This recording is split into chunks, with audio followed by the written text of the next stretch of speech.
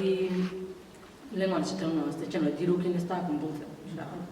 Dirua gutxinekoa da. Hor beste lanketa mota dago. Eta gaina ez du laingo ingo enpresarik. Hori da nahingo gaztekin baiko dutena.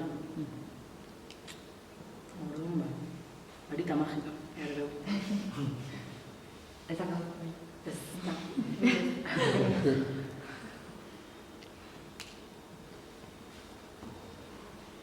Guk bai ikusten denun ez, gabezia hori eta zuk esatezuna, guk aztekerretik ezin dugu gazte movimendu bat antolatu eta gainera zan gure funtzioa ez, baina ikustezu badaldela proposamen batzuk 15.000 euro egiten sartu daitezkenak ez, ajedrezteko estokan jartzea Rebellako parkean, zakitzer jartzea Rebellako...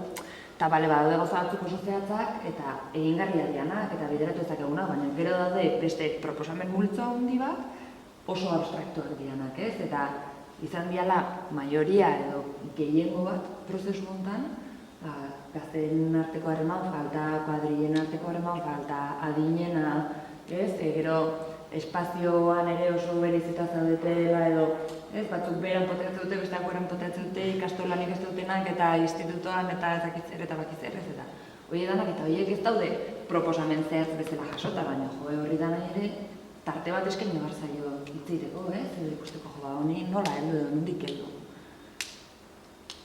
Eta orduan 15.000 euro hietatik ere zerbait gorde balin badineke hori sustatzeko edo hori indartzeko, bai, jasoko ditugu 7.000 erabakitzeko ajedreza edo saskibaloi pista ezakitzen jarriko deu, baina beste diru bat ere, gordeko deu, harremanen lan hartzeko.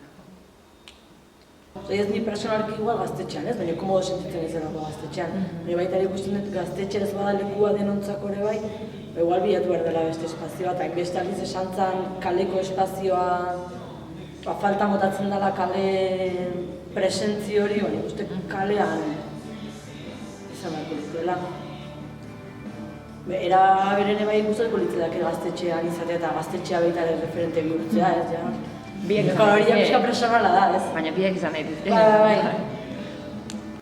Nola bai ikusten dut gazte egunen tankerako bat, modu light, nire zatxaten bukatuta, eta jende erakartzeko, como si bazkaria diruak ingordaitzen da, morda honakin, edo.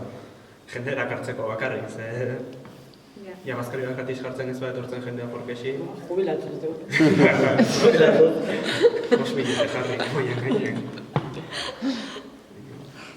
Ideiak? Niri burura datorrik kale musika eskola bat. Kalean ikusi daia jendea instrumentu ezberdinetan, ezberdinekin, taldeka. Eta olako zerbait.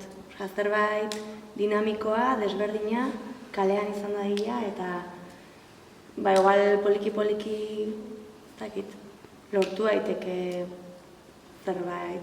Eta sartzen ari zintzen esperientzi bat olakoa. Eta azkenean txaranga antzeko bat sortu zuten, nahiko landar porkasa, baina eta elkartzen zian oso talde ezberdina bai adin aldetik, bai giro aldetik,